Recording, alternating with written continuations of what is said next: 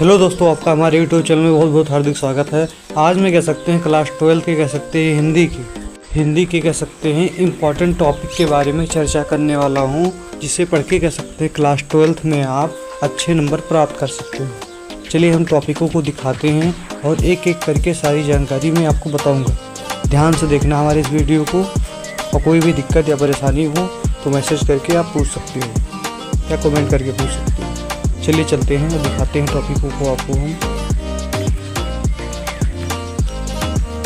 सबसे पहले आप देख सकते हैं कह सकते हैं जो क्लास 12 का हिंदी होता है वो खंड का और खंड खा में विभाजित होता है। आप देख सकते हो कह सकते हैं खंड का जो होता है वो भी 50 नंबर का आता है और खंड खा होता है जो वो भी 50 नंबर का आता है। सबसे पहले खंड का के बारे में हम विस्तार से जानेंगे।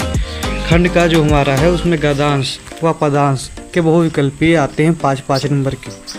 आपको बहुविकल्पीय हिंदी के विद्या क्वेश्चन में से जो कह सकते हैं आगे दिया होता है उसको पूरा याद करना पड़ेगा, तभी संभावना हो सकता है कि आपके 10 नंबर में से उसमें से 8 से 9 नंबर आ जाएंगे। इसलिए कह सकते हैं आगे के हिंदी की विद्या क्वेश्चन में से सारे गद्यांश और पदांश बहुविकल्पीय आपको याद होने चाहिए। फिर देखते हैं गद्यांश पर आधारित प्रश्न, जो कह सकते हैं आपके हिंदी के कह सकते हैं लेसनों का नाम होता है। सीधा सरल राष्ट्र का स्वरूप हो गया, ये सारी सीधी जितनी चीज़ें रहती हैं सभी का जब आप व्याख्या करते हो, उसके क्वेश्चन का जवाब देते हो तो एक क्वेश्चन पर की आपको 10 नंबर मिलता है। सीधा सा मतलब है गद्यांश। अगर हिंदी के सभी पाठ को आपने अच्छे से पढ़ा है तो कह सकते हैं उसका आपको 10 नंबर मिल जाएगा। फिर आता है पदांश, जैसे कह सकते हैं कविता के तरीके से पढ़ के कह सकते हैं उसका भी कह सकते हैं अनुवाद करना रहता है। वो भी पदांश पर आधारित 10 नंबर के क्वेश्चन आते हैं और उसका भी आपको 10 नंबर मिलता है। इसलिए कह सकते हैं हिंदी के गद्यांश और पदांश के अगर 10-10 नंबर आपको लेने हैं तो सभी चैप्टरों को अच्छे से पढ़ के समझ के पढ़ना पड़ेगा। फिर साहित्यिक परिचय, गद्य और पद्य में दोनों आता है, 5-5 नंबर का आता है। जैसे इसमें आप जीवन परिचय पढ़ते थे उसमें साहित्यिक परिचय आता है। जीवन परिचय में ये होता है कह सकते हैं कि लेखक के जन्म से लेकर मृत्यु तक क्या क्या किए हैं सारी चीज़ें लिखना पड़ता है। लेकिन साहित्यिक परिचय में ये लिखा जाता है कि जन्म और मृत्यु के साथ साथ में वो जीवन में अपनी कितनी कह सकते हैं योगदान भारत के लिए कह सकते हैं दिए हैं, अपने जीवन में क्या क्या लिखे हैं सारी जानकारी भी देनी पड़ती है। तो साहित्यिक परिचय का भी 5-5 नंबर को आपको मिल जाता है। कहानी, पंचलाइट हो गया, बहादुर हो गया कह सकते हैं, ऐसी सारी कहानियाँ हैं। 3 कहानियाँ मैं आपको बता दूंगा जिससे पढ़ के आप कह सकते हैं 5 नंबर ला सकते हो। खंड काव्य कह सकते हैं जो कह सकते हैं स्वपठित होता है, जैसे त्यागपथी हो गया। त्यागपथी का भी कह सकते हैं फिक्स, जैसे आपकी क्लास 10th में जोत जवाहर फिक्स होता है कि आएगा ही आएगा, वैसे खंड काव्य में जोत जवाहर नहीं मतलब कह सकते हैं त्यागपथी क्लियर होता है कि आएगा ही आएगा। हर्षवर्धन का चित्र क्लियर कर लीजिए, आपको मिल जाएंगे पूरे 5 नंबर। चलिए अब खंड खा के बारे में देखते हैं। सबसे पहले आप देखते हो खंड का में जो क्वेश्चन हमारा बटा होता है संस्कृत गद्यांश का अनुवाद। जैसे क्लास 10th में कह सकते हैं संस्कृत के कह सकते हैं पढ़ के उसका अनुवाद करने के लिए आता था, वैसे क्लास 12th में भी कह सकते हैं संस्कृत गद्यांश का अनुवाद करने के लिए 7 नंबर का मिलता है। श्लोक का भी अनुवाद, जैसे आप हिंदी के कह सकते हैं खंड का में आपने देखा गद्यांश और पदांश दोनों का कह सकते हैं अनुवाद करने के बाद आपको 10 नंबर मिले, वैसे कह सकते हैं संस्कृत के गद्यांश और श्लोक दोनों का अनुवाद करने के बाद आपको 7-7 नंबर मिलेंगे। फिर आपका व्याकरण आता है। व्याकरण में आप जान सकते हो नॉर्मल चीज़ें रहती हैं, उसे मैं बता दूंगा। काव्य सौंदर्य में रस, छंद, अलंकार 2-3 परिभाषाएं हैं, मैं उसे बता दूंगा, आप ध्यान से पढ़ सकते हो, उसमें आपको 6 नंबर क्लियर हो जाएंगे। आवेदन पत्र, ये भी पूरे 6 नंबर के आते हैं। 3 प्रकार के हम पत्र लिखना आपको बता देंगे जिससे आप अच्छे से पढ़ के कह सकते हैं अच्छा नंबर ला सकते हो। निबंध पूरे 9 नंबर के आते हैं, इसलिए निबंध को भी कह सकते हैं अच्छे से पढ़ना जरूरी है। चलिए हम आगे दिखाते हैं और क्या क्या चीज़ें हैं।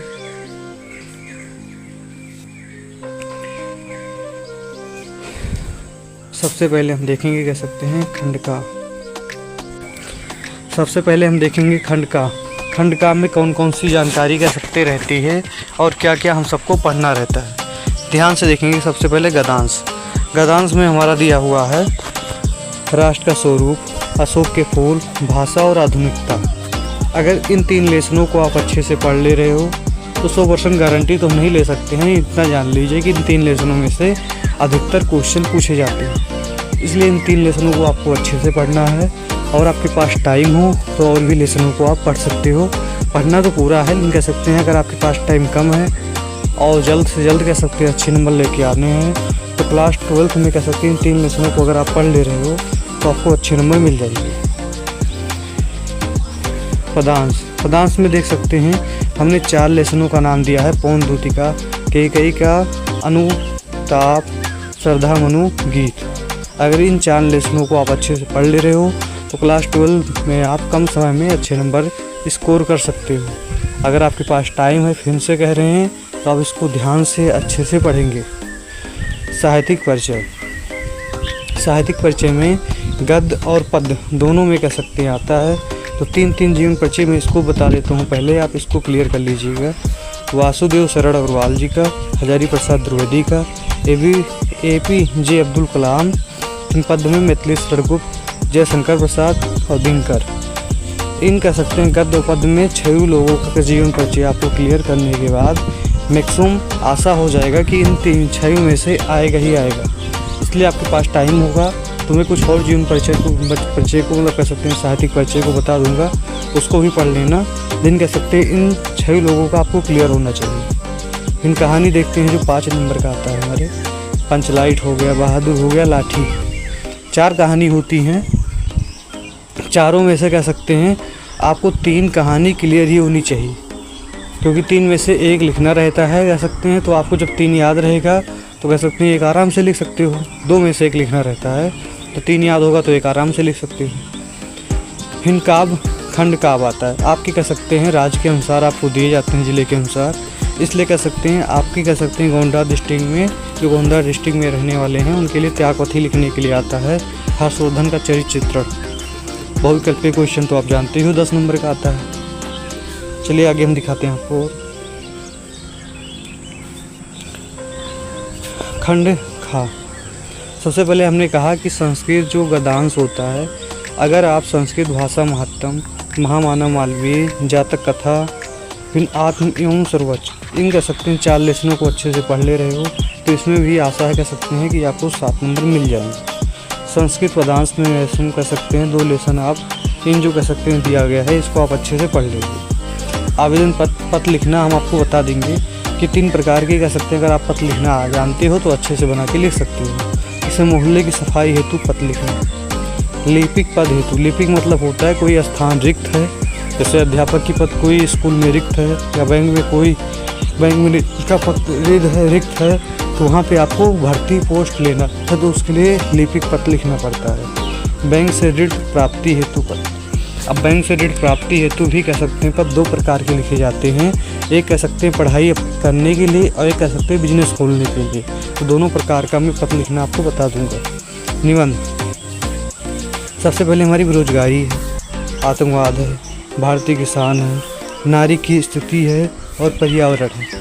इन निबंधों को आपको अच्छे से पढ़ना है और भी हम कुछ निबंध करा देंगे जिससे आपके कन्फर्म हो जाएंगे।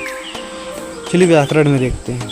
रस शब्द अलंकार तो यही है, मुहावरा रहेगा, अनेकार्थी शब्द रहेंगे और शब्द युग्म रहेगा। इसके बाद आपका लेसन ख़त्म होता है। अगर आप जितना हमने जानकारी बताया है उतना ही पढ़ते हो तो कम समय में मैक्सिमम 1 महीने में या 2 महीने में अच्छा स्कोर कर सकते हो। लेकिन अगर आपके पास टाइम है तो सभी चीज़ों को एक एक करके और अच्छे से पढ़ना, जिससे कह सकते हैं क्लास 12th में आपका अच्छा नंबर स्कोर हो।